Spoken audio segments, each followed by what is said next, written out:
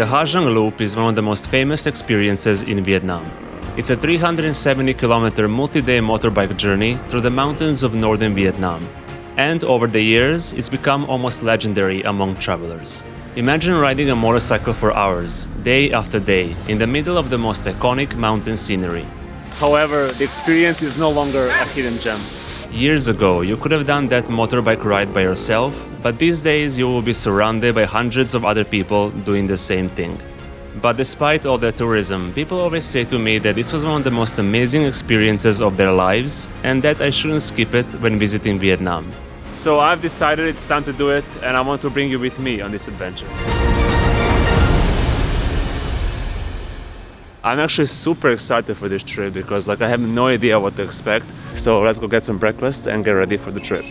After the breakfast, everyone gathers around for a quick briefing. The tour leader walks you through the route, explains how the next few days are going to work, and covers a few basic safety points. After that, it's time to get geared up.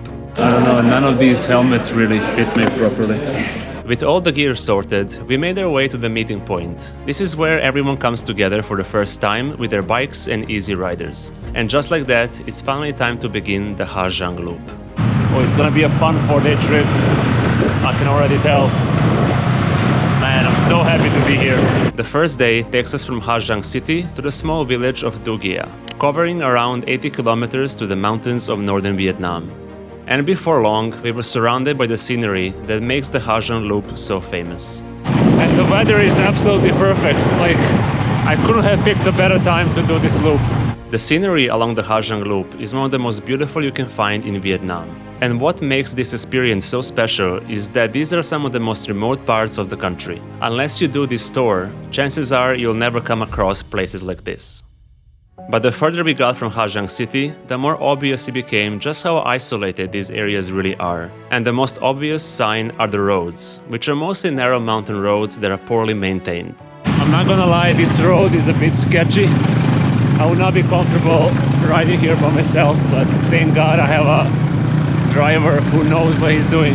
One thing that's worth knowing is that even though the distances don't always look that big on a map, you are still spending around 5 to 6 hours on the bike each day. Thankfully, it's not 6 hours of riding non-stop. Every 30 minutes or so, we would pull over for a break. The rest spots were carefully chosen, usually with incredible views of the mountains. Do I have to say anything about this view? Honestly, it's a perfect place to have a break, and yeah, look at that.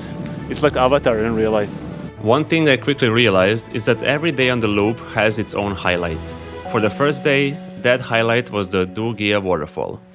Now that looks really fun. Now I feel bad for not bringing my swimsuit, but it's too late now. But that looks really, really fun. This waterfall is a place where travelers from all other tour companies come together. After spending most of the day on the road, it's a great place to relax, meet new people, and have a few drinks. And if you're feeling a little bit more adventurous, there's also the option of cliff jumping. It definitely looks higher when you're standing at the top than it does from below, but despite that, most people decided to jump at least once. Now I definitely have a fear of missing out. So many people were jumping and I did not, unfortunately, but at least I got a beer, so not everything is bad. And after each day of riding, everyone gathers together for dinner, and soon after, you will be served a local drink called happy water. Every family in the village can cook happy water. And why we say happy water? Because it makes people feel happy. Yeah. Whether you decide to try it or not, it's a big part of the social side of the Ha Giang Loop. And you will have to learn the local toast, which you will have to say before every shot of the happy water. Are you ready? Yeah! Một hai ba rô! Một hai ba rô! Hai ba rô! Hai ba rô! Hai ba uống! Hai ba uống!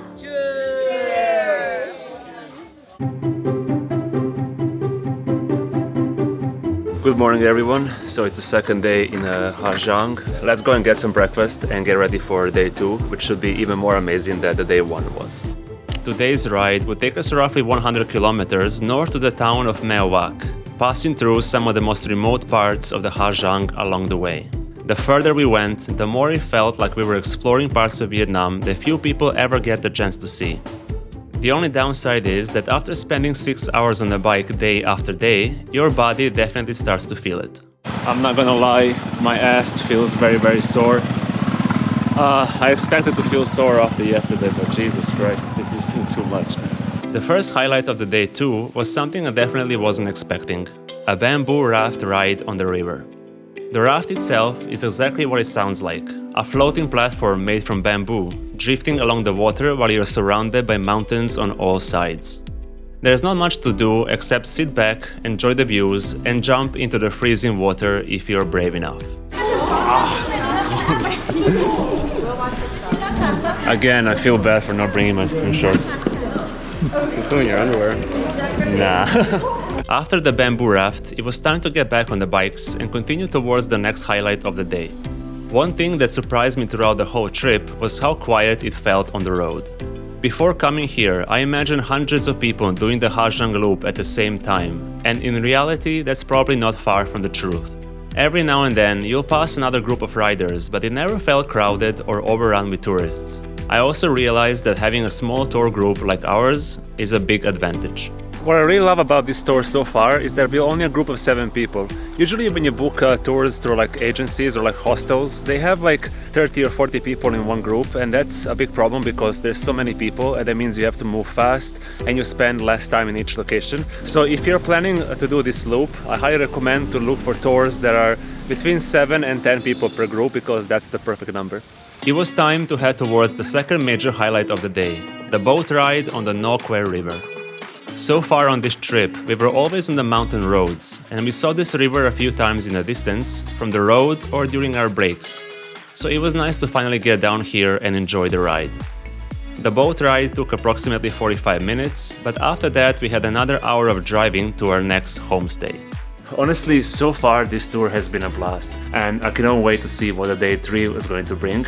But before that, we're gonna have some dinner and hopefully some more happy water like last night, because I really like that rice liquor. Dinner was a little bit different this time. Instead of a regular meal, everyone gathered around for a hot pot, which turned out to be the perfect way to end the day. And of course, it didn't take long before the happy water started making its rounds again. Just when you thought you finished your shot, another one somehow appeared in front of you. And then another, and another. It was definitely more intense than the first night. I just did like 15 shots of happy water, which is basically like a rice wine or rice liquor. Just keep in mind that you can say no to happy water, because they bring you like a new shot every 5 or 10 minutes or so. It's definitely way too much. I should have said no like 1 hour ago, but I didn't, because it was too much fun. But I'm definitely gonna go to bed, because tomorrow is going to be a really big day. I want to get a proper rest, so I'm gonna see you guys in the morning. Today's route will take us from Meo Vác towards Yen Minh, covering roughly 100 kilometers through some of the most famous parts of northern Vietnam. If you have spoken to anyone who has done the loop before, there's a good chance they'll tell you that the day 3 is their favorite, and before long it was easy to understand why. This section of the route is widely considered to be the most scenic of the entire journey. The weather wasn't exactly on our side that morning. It had been raining for most of the ride, and at first it looked like the views might be completely hidden. But thankfully, the fog stayed low enough for us to still see the mountains around us.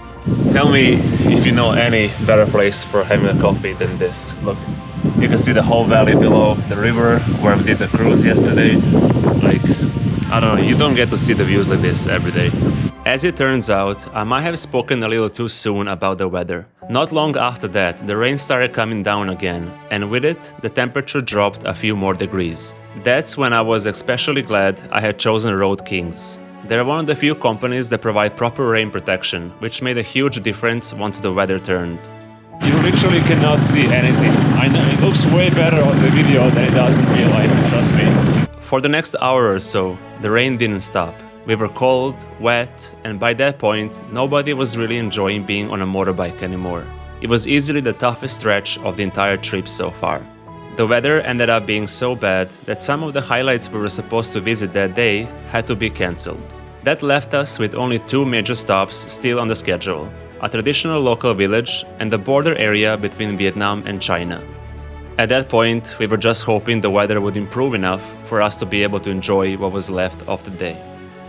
I think the tower is on the top of that hill over there, which is completely covered in clouds, so yeah, I don't have high hopes for this. Running through the area is a road that separates the two countries, with a border fence stretching alongside it. Our guide explained that parts of the fence were reinforced during COVID to help prevent people from crossing the border illegally. It's not the kind of place most travelers ever get to visit, which is one of the reasons it's considered one of the standout stops of the entire third day of the loop. We have about 1 hour to drive back to the homestay, and then we're gonna have another dinner and probably more happy water. But honestly, I hope not. Well, I couldn't have been more wrong about the happy water. Since this was the final night of the loop for many groups, everyone was celebrating with happy water.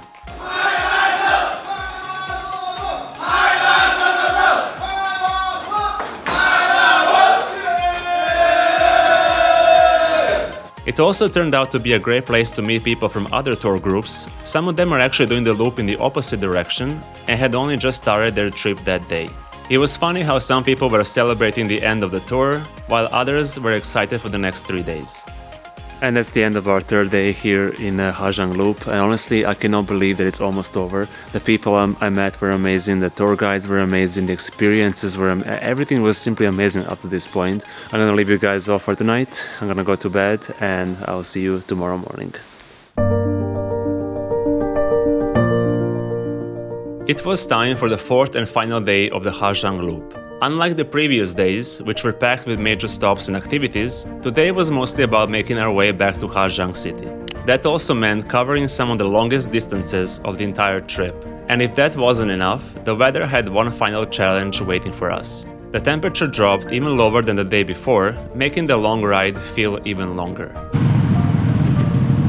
Oh, thank God we are stopping. Man, I cannot feel my face, it's so cold. And my feet as well. Jesus. Earlier in the trip, everyone was excited about the next viewpoint, the next activity, or the next highlight of the route. But on this day, everyone was just looking forward to the next break. It is so cold outside, it's like 5 degrees Celsius I think. I had to buy one of these just to keep myself warm on the bike. With around 150 kilometers still ahead of us, there was only one thing left to do: keep riding. Even with the rain and low clouds, the scenery was still impressive, and more than once I found myself wondering what this place would look like on a clear day. After a few more hours on the bike, a few more coffee breaks to warm up, and meeting people who just started their tour, we finally made our way back to Ha Giang. The same place where 4 days earlier we had picked up our helmets, listened to the briefing, and wondered what the journey ahead would be like. After doing the Ha Giang Loop, I can definitely understand why people talk about it the way they do.